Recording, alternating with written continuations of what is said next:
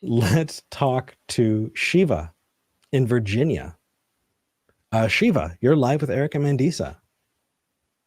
How are you? I am actually a very good fan of both of y'all. Hey! Thank you. I listen in every single time, try and gather enough knowledge to kind of present. And I'm having difficulty trying to explain to my wife, who is 100% believer. I am not. That is a Right tough position to be in. Mm-hmm. So what did you want to talk about specifically on this call? By the time I was like 9 years old, the fantasy wore off. Pray and thou shalt receive. It didn't work. I prayed and I prayed, nothing happened. Okay, I grew up from Shiva? that part of it. Hey, Shiva?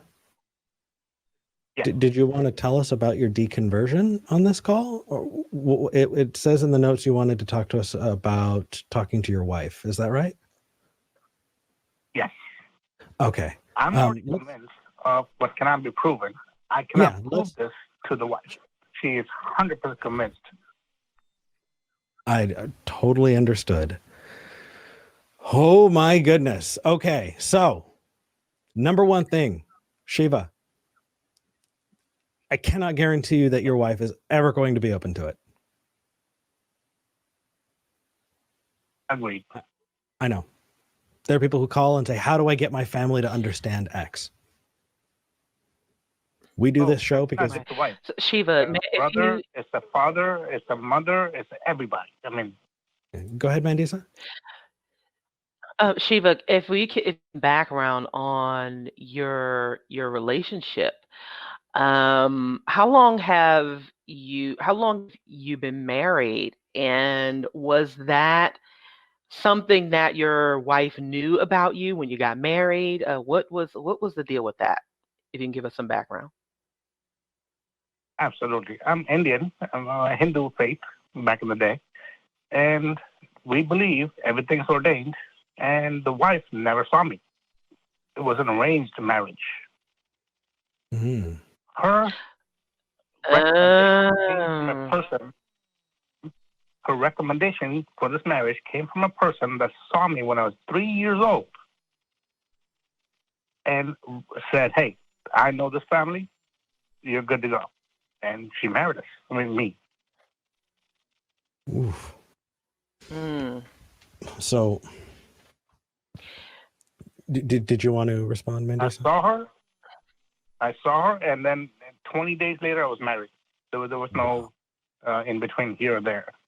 I waited for her for about a year. She showed up in the U.S. And ever since then, we've been together. We got a lot of hurdles. God is not one of them for me.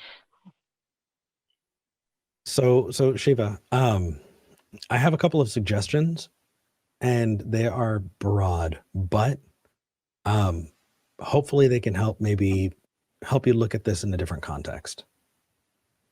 So the first is modeling behavior. I suggest, if you're not already doing this, because you may already be doing this, every time you're talking about things and you may not know the answer, be very clear. Say, hey, I don't know this. Let's find out together. Let's investigate this. Find places where you can have common ground and share how skepticism works, and not because it's necessarily skepticism, but because it is the best tool. And as you kind of explore things together, things that may not be as hot to touch as religion, helping model the tools can be, in the long term, a really, really beneficial thing. Including, oh my goodness, including, I don't know. Anytime you get the chance to say, I don't know, celebrate it, and celebrate it with them. I don't know is the chance for discovery. It's your opportunity to go, holy crap, I don't know a thing. Now I can point in the direction and learn. And wow. I think, yeah. Go ahead, Mandisa. And we have been hit with some very interesting and serious, like, cultural dynamics and other institutional dynamics today, because arranged marriages, I can only imagine how hard the you know how tough both of you, the position both of you are in, because you don't know each other. Were y'all recently married? How long have y'all been married? 1997. Oh, so a very, very long time. So, 23 wow, years. that is a very long time to only have met each other in a short amount of time, to be in an arranged marriage. And really, that's 23 years of not really knowing each other, even in a relationship. Because in most marriages, you build on what you have in common and what you love about each other.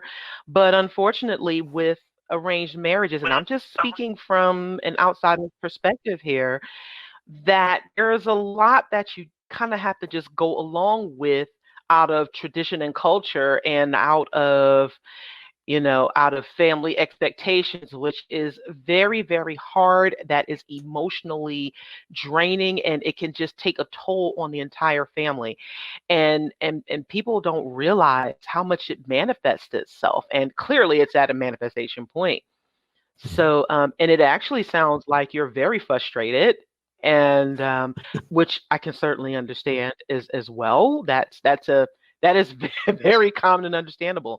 So, hopefully there has been a point in your marriage that y'all have been able to find some common ground outside of your lack of belief and her strong belief. Um, Hopefully it hasn't just revolved around children, because in marriages, and I say this being married and having been in a relationship now for 25 years, when the focus is mainly the children, that leaves both the couple, the parents, the couple, and in your individual selves in limbo. So now, like I said, I definitely sense that frustration there. I'm sure Eric does as well. Feel free to correct me if I'm wrong on any of that. And now You're not wrong. Mhm. Yeah. Yeah. Yeah, trust me, we're human beings. We know what these things are. We know what they are. So Woo! I kind of want Both of us to. get married. We make compromises. My compromise is I do everything I need to do so you're happy, my kids are happy, they're taken care of, things of that sort. But this one part of belief is like poking me. I don't know how to Right. explain it. Yeah. Right. Prove it. I mean, you say you could talk to God. Okay, God, fine. Show me. Then she brings out all kinds of, I never know you, I didn't see you, I married you anyway. And it goes all over the place. You have no idea how the conversation. That sounds like and guilt she tripping. kills it. She is super smart. She kills it in 30 seconds or less. Yeah, that's emotional blackmail. At that point, I suggest the best way to move forward is with therapy.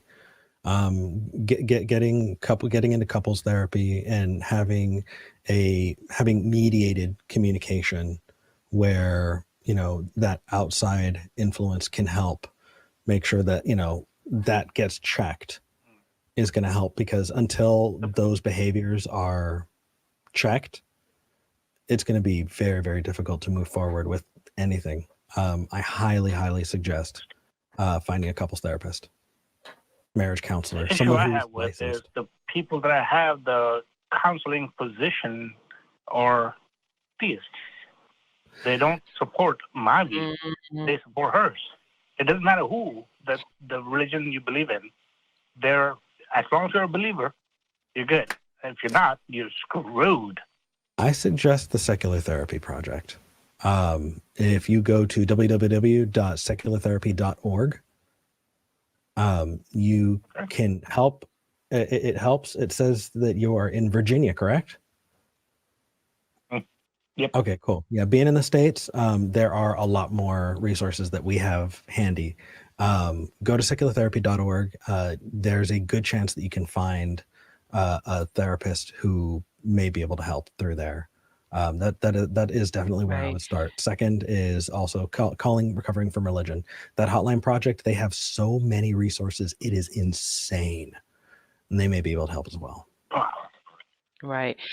It is going to be important to your peace of mind and to your state of mind to get that support for yourself at this point, even before you can work to, hopefully, you can gradually move to that being a couples thing. But for right now, it sounds like you need that support more than anyone else, and that's going to be important before you can even consider bringing your wife into this. Absolutely.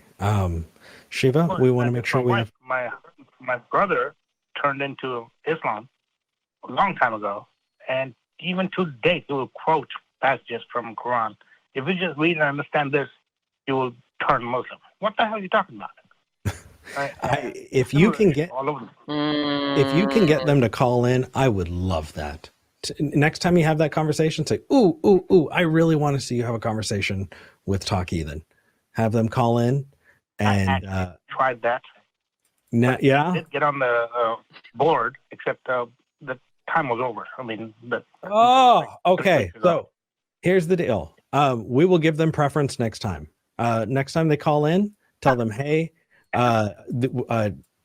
calling and just let the call screener know that we're going to be giving them preference, and we will make sure that it's related back to this call and go from there. Absolutely appreciate it. Thanks for that. I appreciate you. Mandisa, anything else before we move on? I just want to say that I'm wishing you the best of luck on this. Thank you for calling in and expressing and sharing with us, because this is important. Validation, especially when you are surrounded by religious people, is absolutely important. And we want you to know that we understand. And we definitely, I recommend finding secular spaces in your area. Try, if you can, if you don't belong to a local group or one nearby, if you're in Virginia, I think there are plenty of meetup groups there. Black Nonbelievers does have an affiliate there. You'll be more than welcome to join that as well. So please do seek out for yourself support, organizations and mechanisms. Thank you so much. Thank you. Thank you. Mandy's a good call on the self-care. You're right. We got to have self-compassion, and we have to make sure that we're taking care of ourselves before we can interact with the world. You nailed that. Yeah, I agree. Yes, Erica, that is absolutely important. It really is. It really is. I mean, I had to learn that the hard way. I burned out pretty hard not too terribly long ago because I let that slide. So making sure that we do that is so important.